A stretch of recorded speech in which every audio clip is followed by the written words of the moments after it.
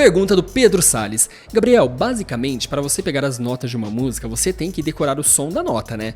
Porque quando eu tento tirar uma música de ouvido, eu não consigo. É muita treta. Bora lá, Pedro Salles, como que funciona isso aí?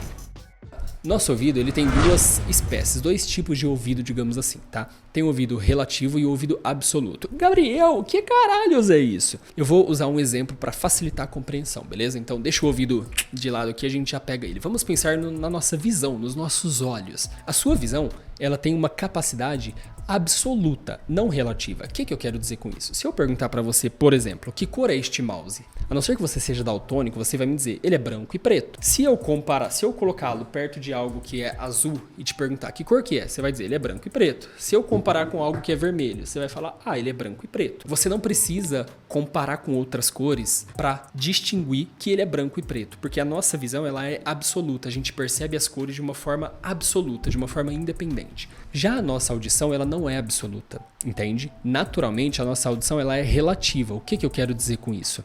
Quando, por exemplo, um músico toca um acorde e eu tô tentando tirar uma música de ouvido, ele vai lá e dá um acorde. Na realidade, eu não consigo ouvir e falar, isso é um si, isso é um lá. As pessoas que tiram música de ouvido, na realidade, o que elas têm são referências gravadas na cabeça. Então, por exemplo, quando eu ouço determinado acorde, eu tenho algumas referências gravadas. Por exemplo, o cara tocou uma música que eu falo, nossa, é o acorde que inicia a música Sozinho do Caetano Veloso. A música Sozinho do Caetano Veloso, eu sei que ela começa em si menor, por exemplo, ou ré. Então, se eu percebi que é o mesmo acorde, então ele tá fazendo um ré. Eu consigo adivinhar o acorde, a nota que está sendo tocada, justamente por eu criar uma relação com uma outra memória que eu já tenho de alguma música, entende? Isso é o ouvido relativo. Tem pessoas que por uma espécie de uma anomalia, enfim, o cérebro delas é diferente nesse aspecto e elas acabam nascendo com a audição absoluta. O que isso quer dizer? Quer dizer que ela percebe as notas como ela percebe as cores. Então, se eu faço assim, ela fala Fá sustenido. Se ela aprendeu o que é um Fá sustenido, claro. Se eu falo ela vai falar, isso é a outra nota que se chama Lá. Se ela também aprendeu o nome das notas. Se alguém pegar uma pessoa que tem um ouvido absoluto e disser assim, isso aqui é Dó. Dó. Aí ela tá. Esse aqui é Ré. Ré. Isso aqui é Mi.